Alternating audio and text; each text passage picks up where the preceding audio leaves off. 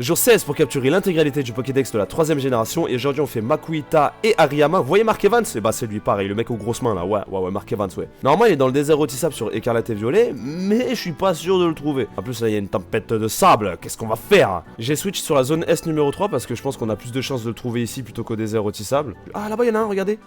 Oh frère, je t'ai même pas touché, arrête. J'ai pas touché. Rapid ball in your face, man. Yeah, you are not a man. I don't care about that. Trop fort en anglais, les frères. Ouais, Mark Evans. Ouais, fais la main magique, Capture critique, rat. Merci Mark Evans, merci. Vas-y, Makuhita qui a des parenthèses à la place des yeux et qui a un nom assez bizarre. Déjà, elle a les joues de Pikachu, on sait pas pourquoi. Alors là, je me dois de lire parce que c'est fastidieux. Makuhita pourrait venir du nom de la 3ème plus haute division de sumo professionnel, Makushita. Il est vraiment hilarant par contre. Il a pas de bouche. Ah si, il a une petite bouche.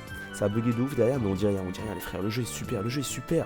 Pokémon, envoyez des goodies s'il vous plaît. Alors Hariyama, tenez-vous bien, ça pourrait venir du nom japonais Hariteyama. Je sais pas qui c'est, pas d'où sort le nom, mais voilà. Hariyama, c'est Hariteyama. T'es pas en train de déborder là quand tu cours, brother. Ah, t'es vraiment débordé là, t'es fou quoi d'être débordé comme ça. Bon, blague à part, qu'est-ce que ça donne Hariyama en stratégie les frères? Déjà, il a 3 bons talents. Isogresse, cran et sans limite. Les 3 sont plutôt bons. Il a un type combat pur qui est pas nul, mais qui est pas non plus excellent, qui est pas non plus fort. On aime bien, enfin c'est ok. C'est ok. Glisse un peu mieux s'il te plaît. La prochaine fois tu glisses un peu. Je crois que je m'énerve là.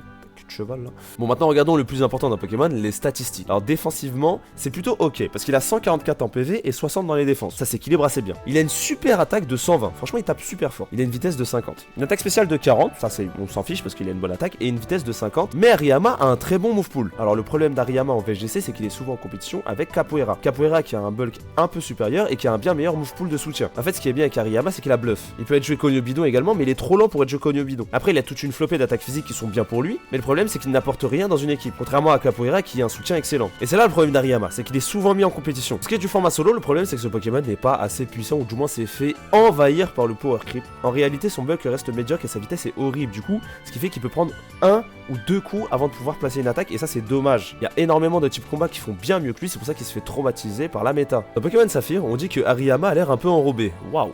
Direct comme ça drop, mais c'est en fait une montagne de muscles. Si ce Pokémon se raidit et contracte ses muscles, son corps devient dur comme de la pierre.